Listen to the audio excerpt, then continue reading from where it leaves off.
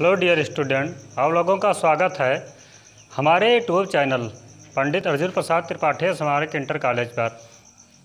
हम सब class 11th के बायोलॉजी के चैप्टर 1 जीव जगत के बारे में अध्ययन कर रहे थे। इससे पहले भाग 1 में आपको बताया गया था कि सजीव क्या हैं, निर्जीव क्या हैं, सजीवों के क्या लक्षण हैं, जिसमें सजीव के लक्षण आपको बताया जा रहा थे। जिससे पहले आपको बताया गया था कि सजीव के कई लक्षण हैं, तो जिनमें दो लक्षण आपको बता दिए गए थे। नंबर 1 बता दिया गया था वृद्धि और नंबर 2 रिप्रोडक्शन यानी जनन के बारे में बता दिया गया था। जनन में कुछ चीज़ें छूट गई थी जिसका अध्ययन पहले हम करेंगे, फिर आगे हम उसके अगले लक्षण का अध्ययन करेंगे। तो जनन में आपको बता दिया गया था कि सजीव का क्या लक्षण है कि इनके जीवन काल पूरा होने से पहले अपने समान वो संतान को उत्पन्न कर जाते हैं। और सजीव जनन 2 प्रकार से करते हैं। Number 1 sexual reproduction, number 2 asexual reproduction, लैंगिक जनन और अलैंगिक जनन। लैंगिक जनन क्या है? जिस जनन में एक समान नर मादा की आवश्यकता होती है और नर से बनता है नर युग्मक। बताया गया था कि नर से बनेगा नर युग्मक। जैसे लैंगिक जनन है, मान लीजिए लैंगिक जनन, इनमें 2 विपरीत जनक की आवश्यकता होगी, नर और मादा। तो नर से बनेगा नर युग्मक और मादा से बनता है मादा युग्मक। नर युग्मक का नाम है शुक्राणु, को हम शुक्राणु कहते हैं, और मादा युग्मक को कहते हैं अंडाणु। शुक्राणु और अंडाणु जब आपस में मिलते हैं तब जायगोट का निर्माण करते हैं। यही जायगोट या हम इम्यूनोज भी कहते हैं इसे। जायगोट धीरे धीरे बड़ा होकर नया संतान का रूप धारण कर लेता है। और बताया गया था, ये आपका होगा सेक्सुअल रिप्रोडक्शन। अनसेक्सुअल रिप्रोडक्शन क्या होता है? तो उनमें केवल एक जनक की आवश्यकता होती है, आपको बताया गया था। केवल इनमें एक जनक की आवश्यकता होगी। अब अनसेक्सुअल रिप्रोडक्शन में जितने भी इसके कई प्रकार होते हैं, अनसेक्सुअल रिप्रोडक्शन के कई प्रकार होते हैं। जैसे उनमें अलैंगिक जनन, खंडी भवन, मुकुलन, द्विविभाजन और बीजाणु जनन कई प्रकार से होता है। इसमें क्या होता है, एक जनक होगा, एक ही जनक का जीवन काल पूरा होने से पहले अपने समान दूसरा संतान बनाया जाता है, वो जन्म दे जाता है। इनमें क्या होता है, जितने भी अलैंगिक जनन जीव करेंगे, अलैंगिक जनन वाले जीवों में कोई भिन्नता नहीं पाया जाएगा, सेम अपने जनक के जैसे होंगे। लेकिन लैंगिक जनन वाले जितने भी जीव होंगे उनमें भिन्नता पाई जाती है। अब लैंगिक जनन क्या है, अलैंगिक जनन क्या है, आप क्लास 10th में अध्ययन किए हैं कुछ, और इसका विस्तार अध्ययन हम क्लास 12th में करेंगे। अब हम पढ़ रहे थे सजीवों के लक्षण। तो सजीव जो होते हैं, दूसरा लक्षण हम पढ़ रहे थे जनन है जो, तो उन्हें जनन करते हैं। जनन के प्रकार बताया कि सजीव कितने प्रकार से जनन करते हैं। लेकिन कुछ सजीव ऐसे हैं जो जनन नहीं करते हैं, जैसे खच्चर, बंध, कामगार मक्खी और बंध मनुष्य, ये जनन क्रिया नहीं करते हैं। तो हम एक प्रकार से कह सकते हैं कि जनन सजीवों का विशिष्ट लक्षण नहीं है। अब अगला लक्षण जो हम पढ़ेंगे सजीवों का, वह है उपापचय।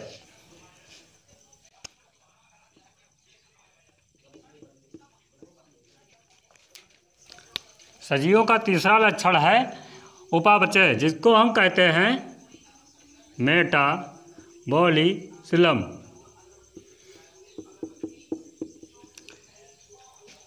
उपापचय क्या है? तो जितने भी सजीव हैं इनके शरीर में कुछ यहाँ हम कह सकते हैं जितने भी सजीव हैं इनके शरीर में जितने भी रासायनिक क्रियाएं होती हैं इन क्रियाओं को हम कहते हैं उपापचय। तो सजीवों के अंदर रासायनिक क्रियाओं द्वारा जो भी कार्य होते हैं इनको हम कहते हैं उपापचय। तो एक प्रकार से हम कह सकते हैं कि जितने सजीव होंगे वे ही उपापचय क्रिया कर पाएंगे, यानी रासायनिक क्रिया कर पाएंगे। तो यह एक सजीवों का विशिष्ट लक्षण है। पूछा भी जाता है सजीव का विशिष्ट लक्षण क्या है। तो अब अभी तक हमने दो लक्षणों को पढ़ा, जनन और वृद्धि। वो सजीवों का विशिष्ट लक्षण नहीं था, लेकिन सजीवों का विशिष्ट लक्षण यह है जितने निर्जीव हैं उनमें उपापचय क्रिया नहीं होती है। अब उपापचय क्रिया दो प्रकार से होती है, एक होती है उपचय, एक होती है अपचय। जो एक होता है उपचय, एक होता है अपचय, जिसको हम कहते हैं एनाबॉलिज्म और कैटाबॉलिज्म। इनमें क्या होता है, एक ऊर्जा को व्यय करता है और एक ऊर्जा को मुक्त करता है। तो यह उपापचय जो है यह सजीवों का तीसरा विशिष्ट लक्षण है। तो उपापचय हम जान चुके होंगे कि उपापचय क्या है। अगर आप लिखना चाहते हैं तो लिख भी सकते हैं कि सजीवों में स्वयं जीवन चलाने की एक योग्यता होती है और जीवन के भरण पोषण के लिए उन्हें ऊर्जा की आवश्यकता होती है। ऊर्जा जीव के कार्य करने और उसमें परिवर्तन वाले अर्थात वृद्धिगत क्रियाकलापों में प्रयोग होती है। उपापचय सजीवों का एक विशिष्ट लक्षण है। इसमें केवल सजीवों के अंदर रासायनिक क्रियाएं होने वाली केवल सजीवों के अंदर रासायनिक क्रियाएं होती हैं। तो यह तीसरा लक्षण सजीवों का हमने अध्ययन किया। अब अगला हमारा जो सजीवों का लक्षण है वह है, अब सजीवों का जो अगला लक्षण है संवेदनशीलता या अनुकूलता या अनुकूलन हम कह सकते हैं। तो सजीवों का यह एक लक्षण है, जितने भी सजीव हैं वो संवेदनशील होते हैं, मौसम के अनुसार वो संवेदनशील होते हैं, यानी अपने वातावरण के अनुसार वो अपने आप को ढाल लेते हैं। जैसे कि मनुष्य की बात की जाए तो वह अपने वातावरण के अनुसार, चाहे सर्दी का मौसम हो या गर्म ऋतु हो, उनमें अपने वातावरण के अनुसार ढाल लेता है। यह सजीवों का एक विशिष्ट लक्षण हम कह सकते हैं। संवेदनशीलता भी सजीवों का एक विशिष्ट लक्षण है।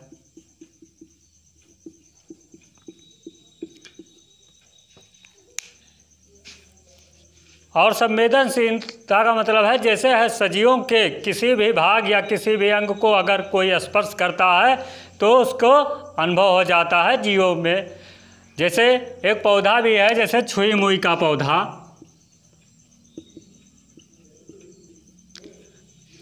उसको स्पर्श करने पर क्या होता है, संवेदनशीलता यानी छूने पर वो आपस में सिकुड़ जाते हैं।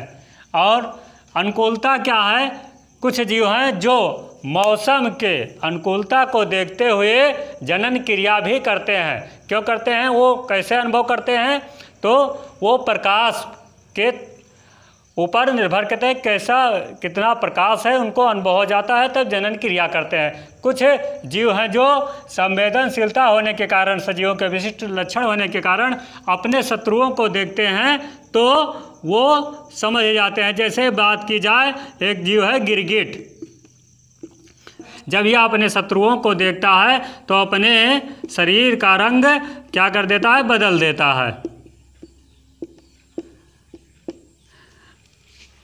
ये लक्षण निर्जीवों के अंदर नहीं पाया जाता है। तो हम कह सकते हैं यह सजीवों का एक प्रकार का विशिष्ट लक्षण है। अब अगला जो लक्षण है सजीवों का वह है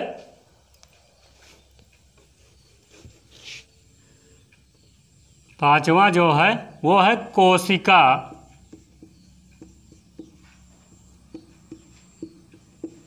संगठन।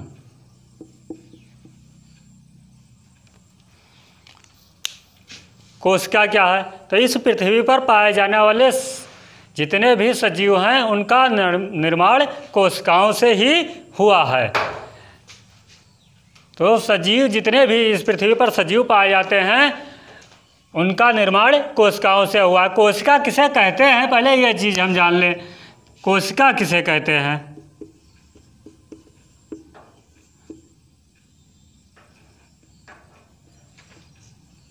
हम कह सकते हैं सजीवों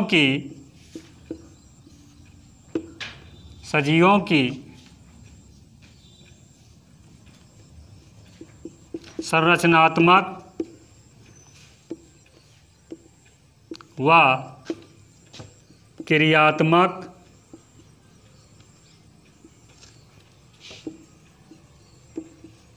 इकाई है। जितने भी सजीव हैं उनका शरीर बना है किससे? कोशिकाओं से। तो हम कह सकते हैं सजीवों की संरचनात्मक या क्रियात्मक इकाई क्या कहलाती है? कोशिका। यानी जितने भी सजीव का शरीर बना है यानी संरचना हुआ है वो कोशिका से हुआ है। और उसके अंदर इस पृथ्वी पर पाए जाने समस्त जीवों के अंदर सभी जीवों का निर्माण कोशिकाओं से हुआ है और उन कोशिकाओं के अंदर सारी क्रियाएं होती हैं। जितनी भी श्वसन पाचन जैसी जितनी क्रियाएं होती हैं वो होती हैं। अब कोशिका कितने प्रकार की होती है? तो कोशिका 2 प्रकार की होती है। इस पृथ्वी पर पाए जाने वाले जितने भी सजीव हैं वो 2 प्रकार की कोशिकाओं से मिलकर बने हैं। नंबर 1 यूकैरियोटिक कोशिका,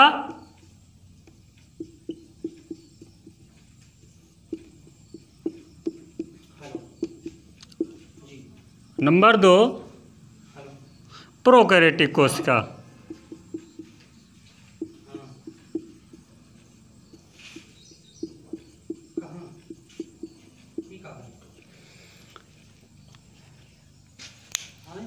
इस पृथ्वी पर पाए जाने वाले जितने भी सजीव हैं वो 2 प्रकार की कोशिकाओं से मिलकर बने हुए हैं, जिनमें कुछ जीव जो हैं वो एक कोशिकीय होते हैं और कुछ जीव बहुकोशिकीय भी होते हैं। अब कोशिका के यहाँ पर हम सिंपल जानेंगे और आपने क्लास 9th में अध्ययन किया होगा कोशिका के बारे में। और चैप्टर 8 में हम क्लास 11 में चैप्टर 8 में कोशिका के बारे में विस्तार से अध्ययन करेंगे। तो हम जानेंगे कि कोशिका जो है यानी सजीवों का यह अगला लक्षण जो था कोशिका संगठन, यानी जितने भी सजीव हैं उनका निर्माण किससे हुआ है? कोशिकाओं से हुआ है। और जितने सजीव हैं ये 2 प्रकार की कोशिकाओं से मिलकर बने हैं, यूकैरियोटिक कोशिका और प्रोकैरियोटिक कोशिका। फिर भी इन कोशिकाओं में 2 प्रकार की कोशिका पाई जाती है। कुछ जीव एक कोशिकीय हैं, कुछ बहुकोशिकीय। एक कोशिकीय जीव की बात की जाए तो जैसे अमीबा, पैरामीशियम, यूग्लिना, ये सब एक कोशिकीय जीव हैं। एक कोशिकीय किसे कहते हैं? तो जिन जीवों का पूरा जीवन चक्र एक ही कोशिका में व्यतीत हो जाए उन जीवों को हम एक कोशिकीय जीव कहते हैं। बहुकोशिकीय जीव, तो बहुकोशिकीय जीव का उदाहरण है जैसे मनुष्य, बाघ, शेर, चीता आदि। यानी जितने बड़े विशालकाय जीव हैं वो सब बहुकोशिकीय होते हैं, यानी बहुत सी कोशिकाओं से मिलकर उनका शरीर बना हुआ होता है। जैसे कि इस पृथ्वी पर पाया जाने वाला सबसे छोटा एक कोशिकीय जीव है माइक्रोप्लाज्म।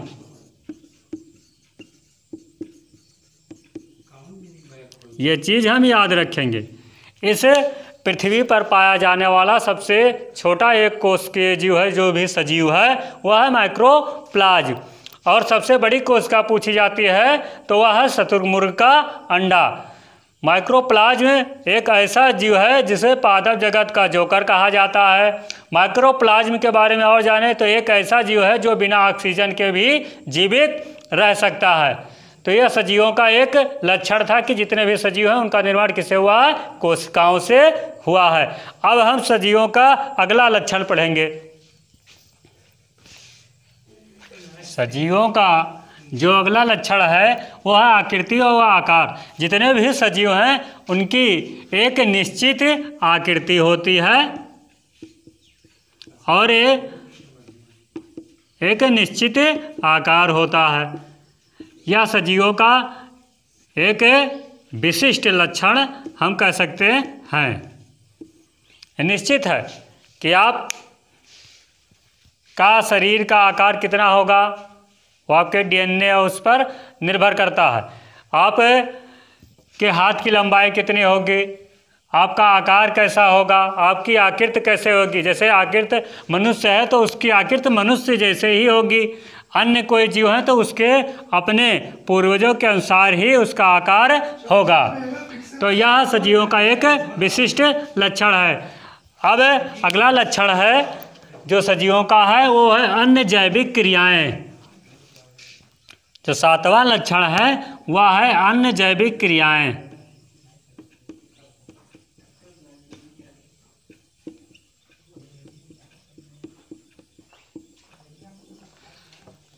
जो सातवां लक्षण है सजीवों का वह है अन्य जैविक क्रियाएं। अन्य जैविक क्रियाएं क्या हैं? अब सजीवों के कुछ लक्षण जो हैं बहुत हैं, बचे कुचे हैं। जैसे सजीव का अन्य जैविक क्रिया में सजीव पोषण करते हैं। सजीव जितने होंगे वो पोषण क्रिया करते हैं। क्या करते हैं? पोषण। अब पोषण भी वो कई प्रकार से करते हैं। कुछ जैसे सजीव जो हैं वह परपोषी भी हैं और कुछ स्वपोषी भी हैं। यानी पेड़ पौधे जितने हैं वो क्या हैं? आपके स्वपोषी हैं। और परपोषी में कुछ होते हैं परजीवी भी हैं। कुछ जीव जो होते हैं परजीवी हैं। परजीवी क्या है? जो जीव दूसरे जीवों के ऊपर रहते हैं, उन जीवों वो जीव क्या होते हैं? अपना पोषण प्राप्त करते हैं, उन जीवों को हम परजीवी कहते हैं। और सजीवों का दूसरा जो अन्य जैविक क्रियाओं में लक्षण है वो श्वसन क्रिया करते हैं। जितने भी सजीव होंगे वो क्या करते हैं? श्वसन क्रिया करते हैं, निर्जीव या क्रिया नहीं करते हैं। तो यह भी एक लक्षण है सजीवों का। और उत्सर्जन, अगला जो लक्षण है अन्य जैविक क्रियाओं में सजीवों का उत्सर्जन। यानी जितने भी सजीव होंगे क्या करेंगे? भोजन को ग्रहण करेंगे, पाचन करेंगे और जितने आवश्यक पदार्थ यानी जितने आवश्यक चीज़ें उनको अंदर ग्रहण करेंगे शरीर के अंदर और अपशिष्ट पदार्थ को बाहर निकाल देते हैं। यह सजीवों का एक प्रकार का लक्षण है। और अगला लक्षण है गमन। यानी जितने भी सजीव हैं वो गमन करते हैं, यानी एक स्थान से दूसरे स्थान पर जाते हैं। जैसे बात की जाए जीवों की। और पौधे जितने हैं वो गमन नहीं करते हैं, केवल वो अपने वृद्धि करते हैं। धीरे धीरे उनमें वृद्धियाँ होती रहती हैं। तो गमन भी जीवों का एक विशिष्ट लक्षण है। बस अब जीवों के जितने या सजीवों के हम कह सकते हैं कि सजीवों के जितने लक्षण थे आपको लगभग सभी बता दिया गया था। अब इस पाठ का अगला टॉपिक है जैव विविधता।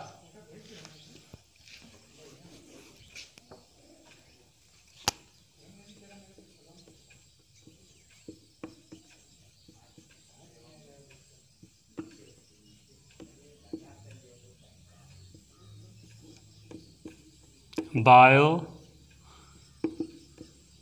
डाइवर्सिटी।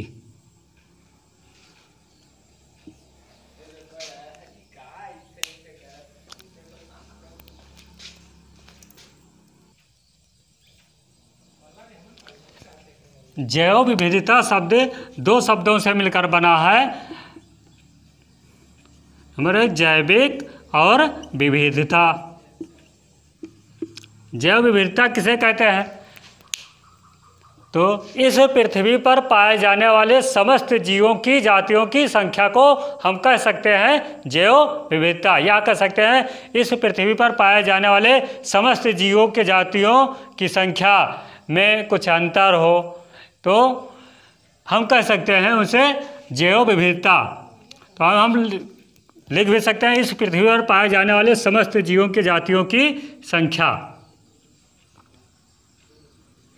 को हम क्या कह सकते हैं? जैव विविधता। जैसे कि पता है कि इस पृथ्वी पर लगभग 1.7 से 1.8 मिलियन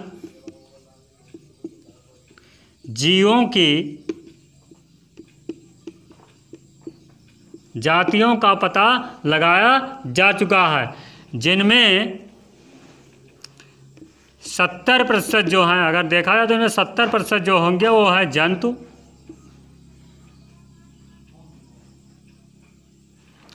और 22% है पौधे, इधर पेड़ पौधे हैं, और 8% है सूक्ष्म जीव। 1.7 मिलियन से 1.8 मिलियन जीवों के जातियों की संख्या का पता लगाया जा चुका है, जिनमें 70% जो होंगे क्या है? जंतु हैं, और क्या है कि 22% पौधे हैं और 8% जितने हैं क्या है? सूक्ष्म जीव हैं। इन 70% में जंतुओं में सबसे अधिक अगर कोई जीव है तो वो 70% है कीड़े मकोड़े।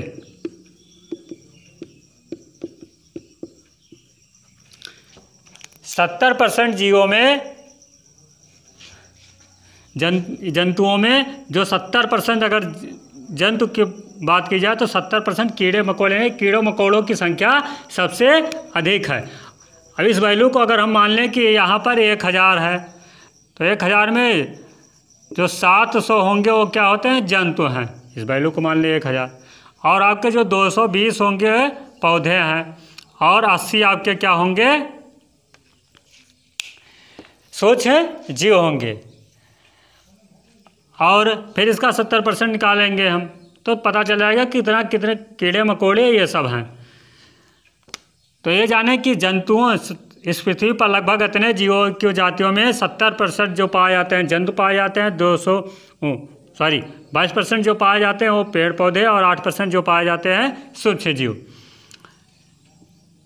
कीड़ों को एक संघ में रखा गया है। आपको क्लास 9th में भी पढ़ाया गया होगा जंतु जगत, और जंतु जगत में आपको बताया गया होगा कई संघ। तो उनमें जंतुओं का जो सबसे बड़ा संघ है वह है आर्थ्रोपोडा।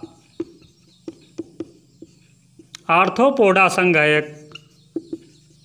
जब हम जंतु जगत के बारे में अध्ययन करेंगे तो उसमें आपको संघ के बारे में पढ़ाया जाएगा कि 11 संघ हैं लगभग। आर्थ्रोपोडा, मोलस्का, इकाई, नॉन कार्डेटा, कार्डेटा, ये सब कई संघ हैं आर्थ्रोपोडा के, आर्थ्रोपोडा ने जंतु जगत के। तो कीड़ों मकोड़ों को किस जगत में रखा गया है? आर्थ्रोपोडा, किस संघ में रखा गया है? आर्थ्रोपोडा संघ में रखा गया है। यह जंतुओं का सबसे बड़ा संघ है। तो जैव विविधता क्या है? इस पृथ्वी पर पाए जाने वाले समस्त जीवों की जातियों की संख्या को हम जैव विविधता कह सकते हैं। अब आपको बताया गया कि इस पृथ्वी पर लगभग 1.7 से 1.8 मिलियन जीवों की जातियों का पता लगाया जा चुका है, जिसमें 70% तो आपके जंतु हैं, 22% आपके जो हैं पौधे, 8% सूक्ष्म जीव, जिनमें जैव विविधता को देखा जाए तो 12 मेगा पिक्सल वाले देश चुना गए हैं। 12 मेगा पिक्सल वाले जो देश हैं जी, उनमें नाम भारत का भी है। 12 मेगा पिक्सल वाले जीवों के देश में नाम भारत का है। मतलब यहाँ पर हुआ कि भारत भी एक ऐसा देश है जहाँ पर जीवों के जातियों की यानी जितने भी सजीव हैं उनमें कई प्रकार की जातियों की संख्या पाई जाती है। जैसे कि बात की जाए तो लगभग यहाँ पर 45,000 पौधों के जातियाँ पाई जाती हैं और लगभग इसके 2 गिने जीवों की जातियाँ पाई जाती हैं। अब हम सब अगले दिन या अगले वीडियो में अध्ययन करेंगे कि जीवों का अध्ययन या जीवों के बारे में अध्ययन करना हो तो कहाँ कहाँ पर हम कैसे अध्ययन करेंगे। अगर आप लोगों को हमारा वीडियो अच्छा लगता हो तो लाइक, शेयर, कमेंट और सब्सक्राइब करना ना भूलें।